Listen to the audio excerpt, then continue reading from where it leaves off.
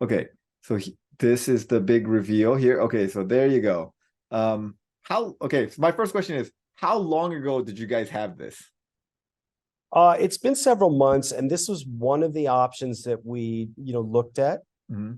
Because you have to start from the need, Hmm. and also,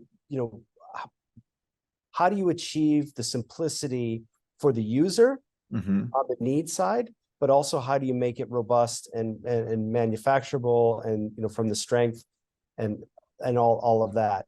So working with actually ETP on this one, Hmm. we tasked them with, okay, it needs to be mounted in such a way, it needs to be, these are the vibrations that need to be controlled for, the strength requirements. Hmm. And we've gone through several, like, remove the whole thing, remove half of it, remove just a tiny part of it.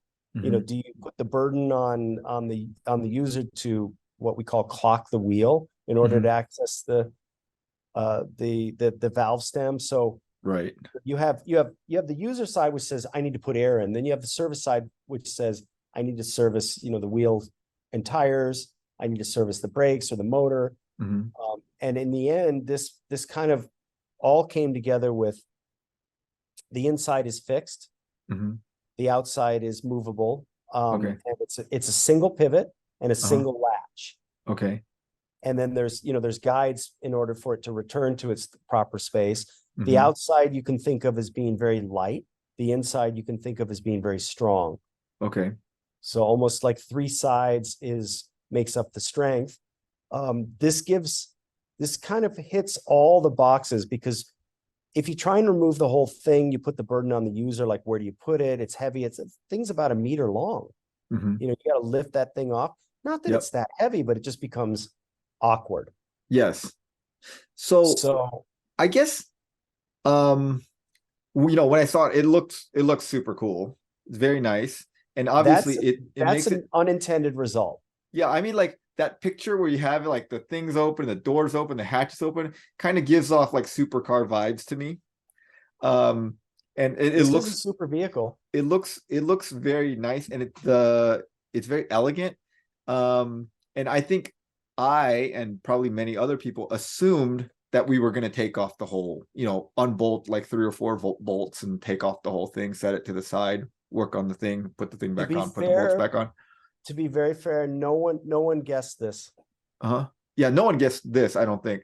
But Um, this is the beauty and the result of the real good engineering and design process, where you try a bunch of things. You kind of mechanically, you go through the kinematics. We mhm, had we had small openings, we had half openings, we had, you know kind of removing in a certain direction, removing in another direction. I'm meaning up or out. mhm, And then you kind of arrive at, what about this? And you realize, like, that's the answer. mhm. And it just hit everything. So yeah, you've probably seen what my thoughts about it are, is like, did this add a bunch of weight and complexity to the thing? Surprisingly, no. The weight actually went down because we were able to change some of the materials, Okay. and the complexity. You have, again, single pivot, single latch. The latch is not exotic. It's actually an off the shelf, Hmm. latch mechanism. So Hmm. that's, a commodity that you can integrate into it. Hmm. The only challenges it presents is a little bit of, um, choosing the engineering side, like, what is the diameter of the pivot and what is Hmm. the material. Hmm. But this is not something. It's not like a door where you might open that door or cycle that door a dozen times a day. Yeah, right. Yeah, this is There's going to be a couple of very times a year. yes. Yeah. I mean, I actually had to fill my tires recently Hmm. because I got the warning. But I I could ask you, when was the last time you put air in your tires? Yesterday, because I ran over a screw. So So yesterday, me too. So yeah, okay. but that happens once every couple of years. No, but when you need it, you need it. But this is not just for the air. This is also allows serviceability for the lamp if you Hmm. need, Okay. right? Yes. And Hmm. it also allows serviceability for brakes. It also allows, we have all the jacking points Hmm. underneath the vehicle. So Where if are they? That's what people are asking. there, I'm not sure if I thought we discussed it. I don't know if I if we've revealed it, but Okay. It hasn't been revealed. okay.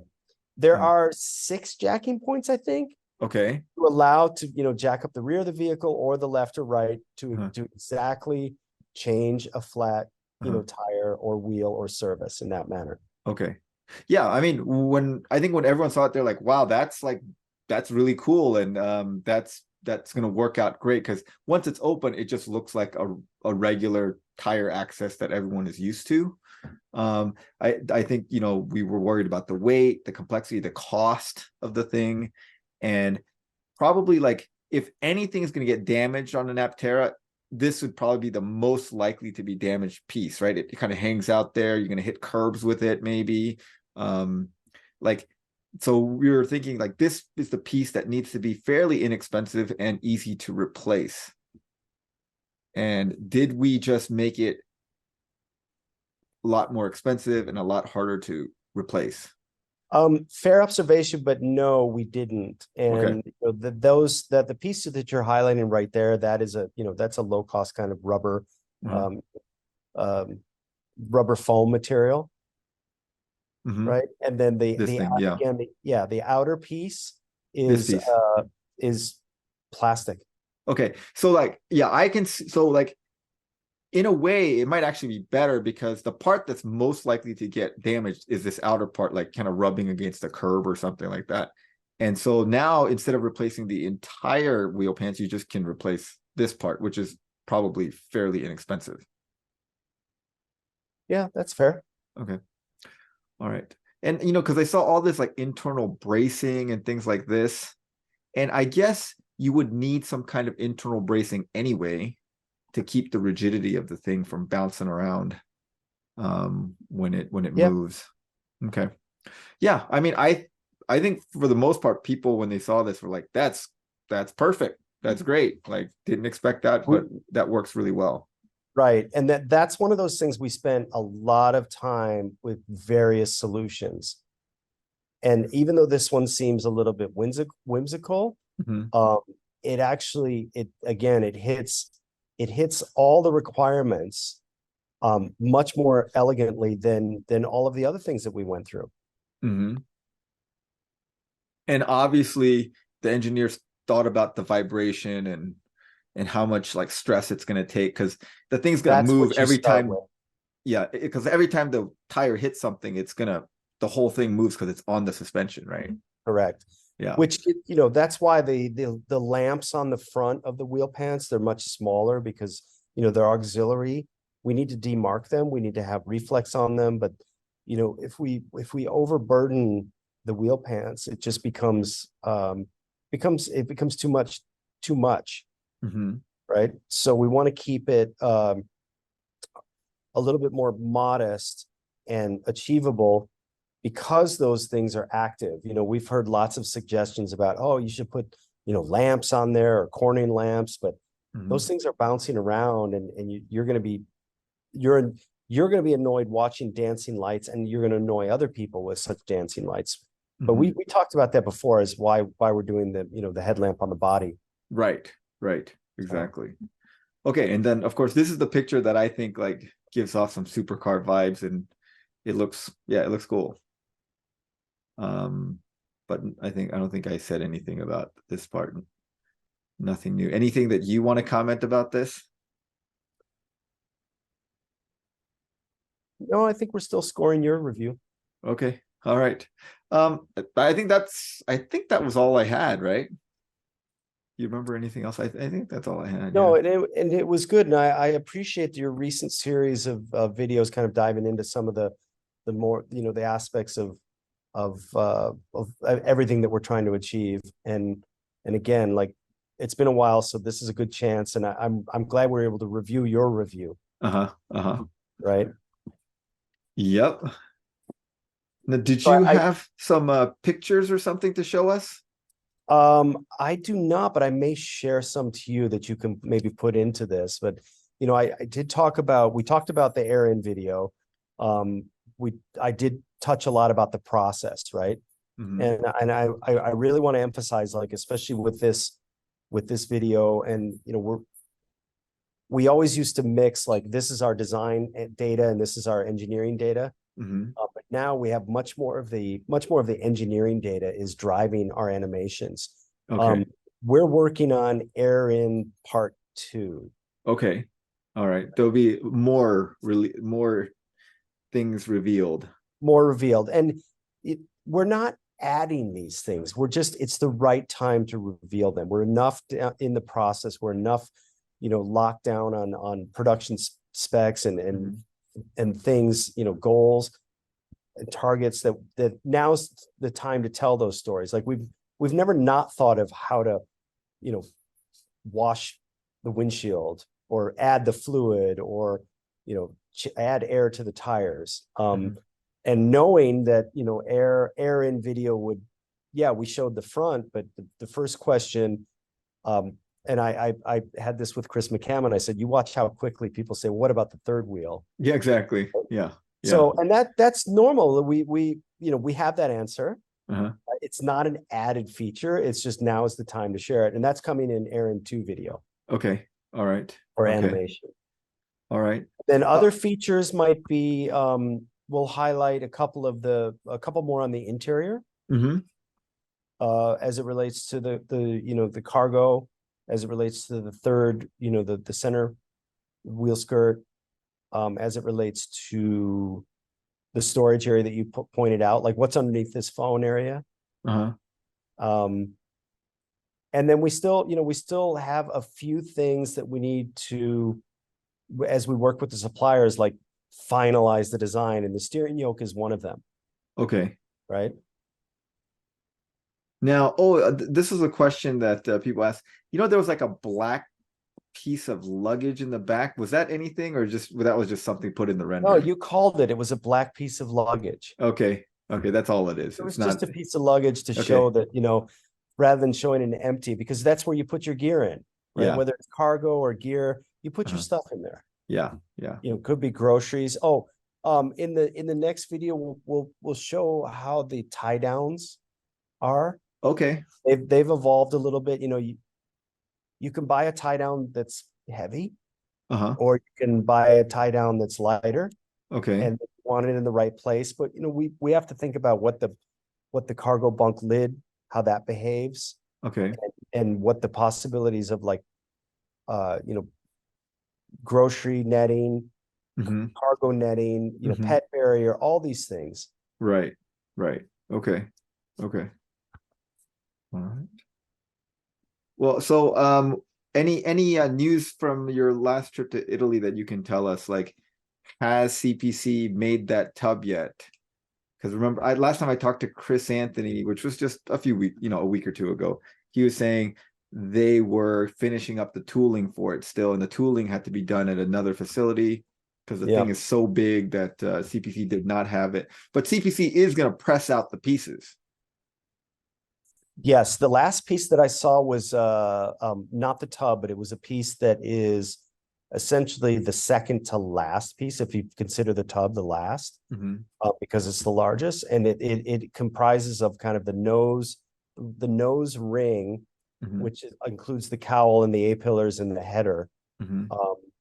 And that piece, when I was there, I saw all the other pieces.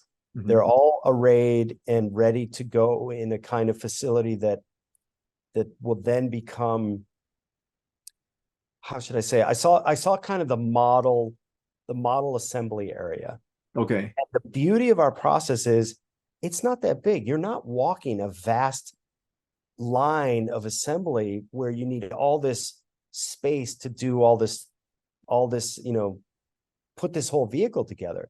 It's actually quite small, which speaks to our efficiency model that we've always put forth of like we just don't need that much space, even at rate, right? Even at rate of X per year or X per day or X per month, whatever you want to. You just do not need the space, because once you have the parts and the body goes together and then the closures go on, it's a very efficient method to put together. Okay. Okay. I mean, I think the question, the question that a lot of people have is, shipping full bodies takes up a lot of space, and you're not going to be able to fit that many in a container. And so is the shipping cost gonna really increase the price of the vehicle? And I think, obviously if it was like you just got all the pieces and just nested it together, you could fit a lot more. But I understand that like CPC has the, the expertise on how to do it, put it together right now. It's not just the expertise on how to put it together, it's how to put it together with a high degree of precision and quality. Yeah. Uh-huh. Right. So we're not delivering something from the start that's like, well, it's a little rough around the edges. Uh-huh. I'm gonna defer on the answer, Uh-huh. some of the specifics of the logistics of shipping. Yeah. But I will say that if you think about everything you said and the expertise that they have, Mm-hmm. and where Aptera needs to go, like we need to start somewhere and then apply all of the efficiencies that are built in and then enhance those efficiencies. And that includes the methodology of where to assemble Mm-hmm. and how to ship. Mm-hmm. Mm-hmm. Right. But I think we've already discussed it would take us a lot longer to set up what What they already have. they already have. Yeah. Let's put it that Right. way. Yeah. And this Yeah. gives us a huge advantage. So do you want to wait 3 years or more? Or Yeah. we start again, it's a launch production line. Right. They have a very strong understanding of how to put this, vehicle together. Mm-hmm. It's their methodology. We're capitalizing on that together with them. Right. But that is exportable, Yeah. Right. not Yeah. just the vehicle, Right. The process and the expertise. Yeah. everything. Yeah. Yeah. Yeah. So that makes total sense. Yeah. So other than that, you can enjoy the reviewing the UI UX video that we released today. We've got more information on that, Mm-hmm. coming soon. We're in a kind of ramping up, right? Right now it's the fall, so fourth quarter we've got some things coming, and this is a case where we're showing the renderings and the animations, but next comes more the physical manifestation, Right. and then That's what everyone's waiting builds, for. and then and then you'll see when you visit, you'll see, I saw a beautiful piece of not a piece. I saw a beautiful part which contained glass and solar cells and the right layup for a hood. Mm-hmm. That's just fantastic. Mm-hmm. So that's being made in-house. That's Right. our stuff in Carlsbad. And when you see those physical parts, and you having visited the production setup in Modena, Yeah. It just becomes like, I don't worry about any, well, that's just a rendering, like that just goes right past me. Mm-hmm. We know what's real, we know what's Yeah. rendering, and we're happy to share beautiful renderings from a talented team that's come from solid engineering. Yeah. Yeah. Yeah. But you have the physical things being built. Yeah, now. on many fronts. We're testing out all kinds of, bench builds on Mhm. stuff. And again, we always have to be much further ahead than you think or than you want, Mhm. right? Yeah. But this is a long process. It takes time to get it, not to just get it right, but to get it responsible, I'll say. Mhm. Right. And once we start building these vehicles, there's a validation process that we're going to go through. There's a flexibility that we have to have, but Mhm. we have a nimbleness that, we're not like, okay, locked into the first 100,000 and we can't change anything for 18 months. Right. Right. We're jettisoning all that kind of legacy thinking Mhm. in this vehicle assembly, and we've got the perfect partner that can do that. Okay. Do you have a better idea of like timeline in terms of like when the first production intent physical vehicle, when can we see that, you think? Are we thinking January, February? Yeah. Do I have? Yeah, like after, you were in Italy, you saw them and you're like, okay, they finish up the tub at this point. It takes, 3 weeks to ship it over to us. And then we takes us another week or two to put the thing Right. together. Well, that'll probably put us in mid, I don't know, January, February, December. I I doubt it's think you know by now, uh-huh. and you can agree that we will share that as soon as possible. Okay. And probably even a little ahead of schedule. Like we won't just wait until like, okay, it's all done, Uh-huh. right? It'll Yeah. probably be much more involved because all the support that we've been given by the public and by everything that we're doing. It's really extraordinary. And it's very much, you know, contrary to what you would think of as like, oh, this secretive vehicle company doing this. But Mhm. that's just not us. Yeah. Yeah. Okay.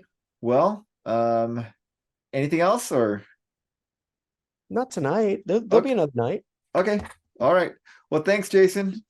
We will catch up with you later. You're very welcome, and I appreciate your insight and also everybody's observations and support. We really appreciate it. All right. Good night. Okay, take care.